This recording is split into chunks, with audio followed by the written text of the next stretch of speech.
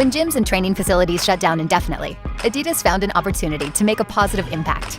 We knew that search volume for home exercises rose by over 400% when athletes and those looking to jumpstart or maintain their fitness pursued gym alternatives. But we also understood that exercise could provide positive mental health benefits for millions of people. So we asked, how can Adidas leverage its influence and authority as a leader in sport to encourage people to train at home? Searches for home basketball drills had doubled in volume, so we responded by capturing the routines of WNBA players Erica Wheeler and Amanda Zawi to demonstrate how basketball players could train like the pros with just a ball and a hoop.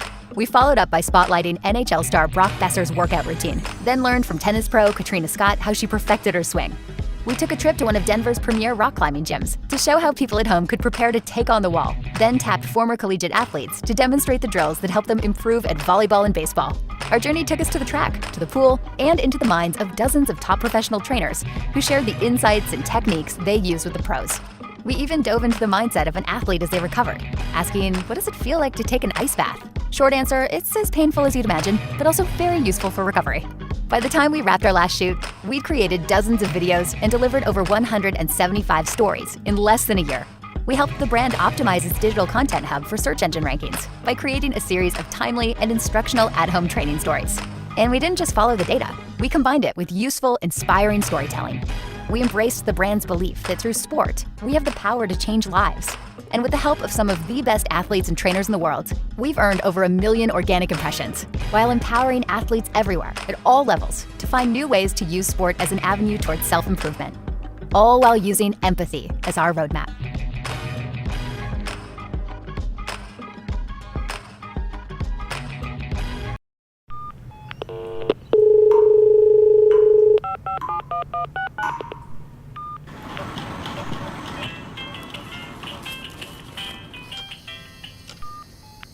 We apologise for the delay. Our team are assisting other callers right now. To continue holding, please press 1. Your estimated wait time is 2 to 3 years. We apologise for the delay. Our team are assisting other callers right now. Please hold. Estimated wait time is more than 14 months. To continue holding, please press 1. Thanks for your patience. We apologise for the delay. This is the soundtrack to the lives of millions of Australians with mental illness who are forced to wait for treatment, sometimes for years, as their symptoms escalate. Help end the wait for treatment. Sign the petition for mental health reform at holdingoutforhelp.com. Authorised by Australians for Mental Health Melbourne.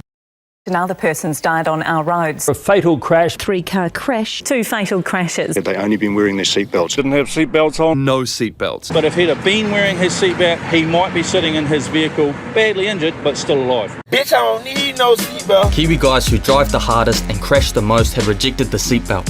To get them to wear one, seatbelts needed a new image. Fuck it, boy! A tougher one.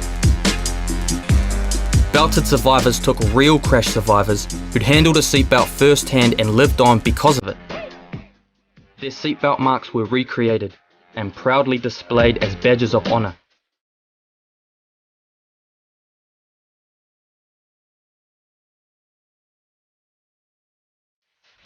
They shared them, proudly owning the blood, bruises and belt marks that prove there's nothing soft about a seatbelt. Check it out. Check it out. Check it out. Sure about that. Found your photo on the board. They shared what they lived on for. I actually woke up the day before my daughter was actually born. At every moment, they encouraged other survivors to share their stories too. When the world was sharing what they'd look like in 50 years, so did the survivors. Vice followed them and new survivors who came forward for a doco-series.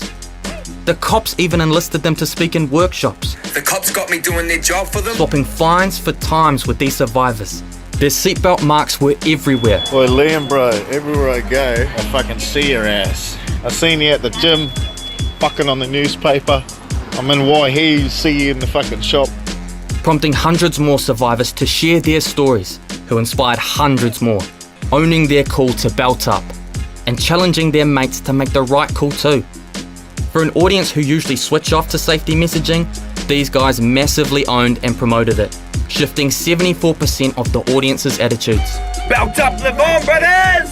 We made it. En un análisis de tweets hechos durante los partidos de Argentina, descubrimos que quizá ganamos un partido sobre el final y al final te quedas sin mesa ratona. Que si hacemos un gol sacando del medio, por ahí dejas de ver la mitad de la tele.